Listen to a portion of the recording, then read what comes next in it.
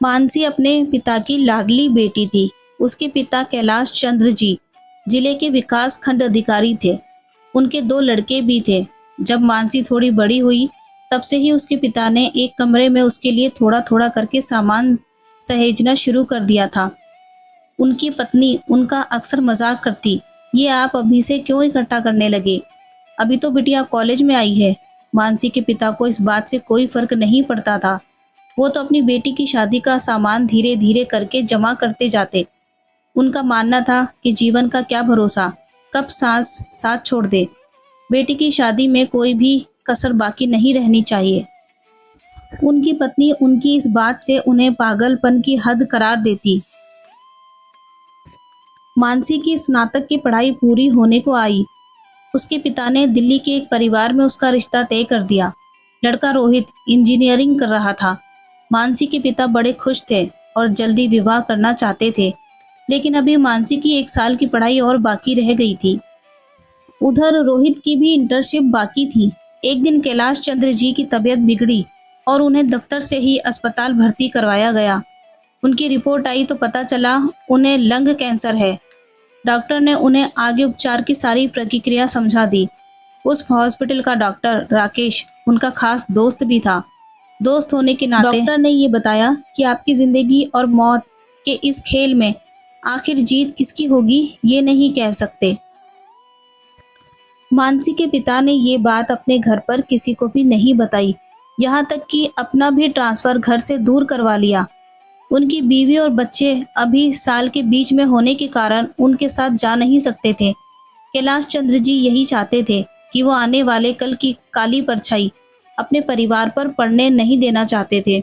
उन्होंने अपनी कमाई का एक हिस्सा अपने परिवार की सुरक्षा में खर्च करने लगे। उनके पास अपनी जिंदगी का बहुत कम हिस्सा बाकी था। अब उन्हें कुछ कठोर फैसले करने की घड़ी आ गई थी। उन्होंने जल्दी ही मानसी के विवाह की तारीख तय कर दी। मानसी को बहुत बुरा लगा। पिता को इतनी क्या जल्दी है अपने घर से विदा करने की। उसने नाराजगी व्यक्त करते हुए पिता से बातचीत करना बंद कर दिया। मानसी के पिता के पास समय बहुत कम था और वो इस बात की भनक मानसी तक नहीं पहुंचने देना चाहते थे। शादी के लिए मानसी हॉस्टल से घर आ गई। उसने पिता से सीधे मुंह बात तक नहीं की। मानसी के पिता उसकी नाराजगी की वजह समझते थे, लेकिन उन्होंने कुछ नहीं कहा, बस मुस्कुराते हुए शादी की तैयारियों में जुटे रहे। शादी के दिन शादी के कार्यक्रम में उन्होंने एक बार भी चैन से बैठकर सांस नहीं ली। शादी में कोई कसर बाकी ना रहे इस बात का खास ख्याल रखा। मानसी को खूब दान दहेज के साथ उसे विदा किया। उसके ससुराल वाले भी बड़े खुश हुए। इतनी अच्छी खातिरदारी के साथ साथ सबका मान सम्मान भी रखा। मानसी ससुराल चली गई। कुछ दिनों बाद उन्होंने दोनों बेटों के लिए भी अलग अलग संपत्ति का हिस्सा करके एक घर अपनी पत्नी के नाम कर दिया। मानसी के पिता अब घर में किसी से प्यार से बात नहीं करते थे, हर समय उखड़ते रहते थे। उनकी पत्नी और बच्चे तक उनके इस व्यवहार से तंग आ रहे थे। बच्चे दबी जुबान से कहते, मम्मी इससे अच्छा तो पापा दूर ही सही है। एक ही घर में रहना तो बहुत मुश्किल है, पूरे हिटलर जैसे हो गए हैं। मानसी की माँ भी इस बात का समर्थन करती। हनीमून से लौटने के बाद मानसी पग फेरे में फिर मायके लौट कर आई। उसके पिता बैठक में बैठे थे। मानसी को आया देख बहुत खुश हुए। मानसी की नज़र भी जब पिता पर पड़ी तो अपनी सारी नाराजगी भुलाकर उनकी ओर प्यार से आगे बढ़ी। तभी उसके पिता का व्यवहार और मिजाज पल भर में बदल गया। मानसी को अपनी आंखों से दूर जाने का संकेत दिया और खुद उठकर अपने कमरे में चले गए। मानसी पिता के इस बदले व्यवहार से परेशान सी हो रही थी। घर में किसी ने ये ध्यान नहीं दिया कि उसके पिता एकदम से परिवार से अलग थलग क्यों रहने लगे, सबसे चिढ़कर बातें क्यों करते। थोड़े दिनों बाद मानसी के पिता वापस अपने काम पर लौट गए। घर में सबने राहत की सांस ली। किसी ने उनकी कमी महसूस नहीं की। समय के साथ मानसी के पिता ने अपनी बीमारी के आगे घुटने टेकना शुरू कर दिया। वो एक बार फिर हॉस्पिटल में बिस्तर पर आ गए। डॉक्टर ने उन्हें बताया कि अब उनका कठिन समय निकट आ गया है, घर वालों को बुला लेना चाहिए।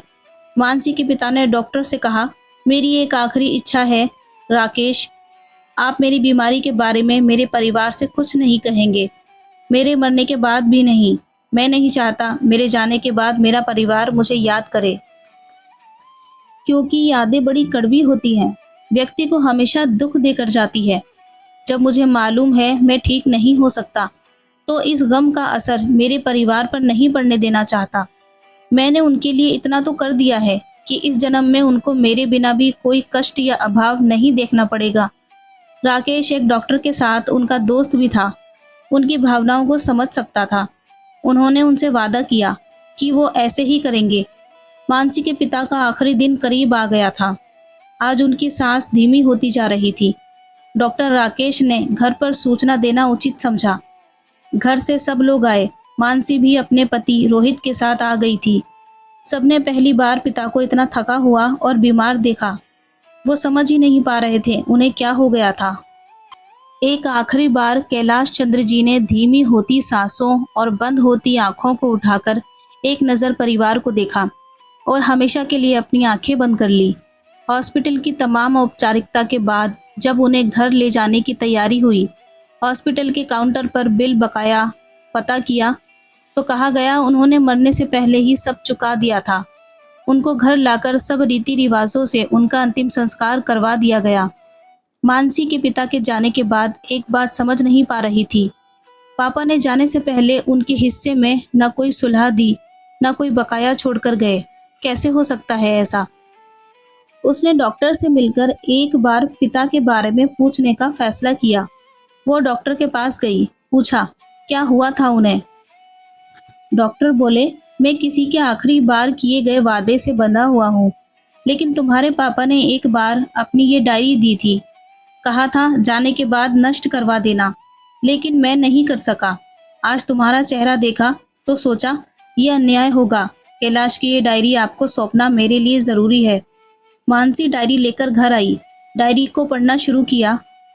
इसमें मानसी को हर उस बात का जवाब मिलने लगा जिसे वो एक राज बनाकर जाने की तैयारी कर गए थे। अपने कठोर होने के पीछे की वजह अपनी बीमारी को छुपाना था। मानसी का गला रुंध हो गया। उन आखिरी पलों को याद करने लगी जब उसके पिता ने उससे बात नहीं की। नाराजगी में उसने अपने पिता के साथ के कुछ सुनहरे पलों को भी खो दिया। पिता की उस जीवंतता को मान गई। ये सच है कि एक पिता के कितने रूप होते हैं। वो अपने सुख दुख की परवाह किए बिना अपने बच्चों के लिए क्या कुछ नहीं करते। धन्य है ऐसे पिता। उनके त्याग कभी कोई नहीं समझ सकता। उनके त्याग को जाने के बाद ही एक पिता की असली भूमिका का पता चलता है। पिता के कठोर हृदय में प्रेम की अलग ही परिभाषा होती है। मानसी इससे ज्यादा पढ़ नहीं सकी।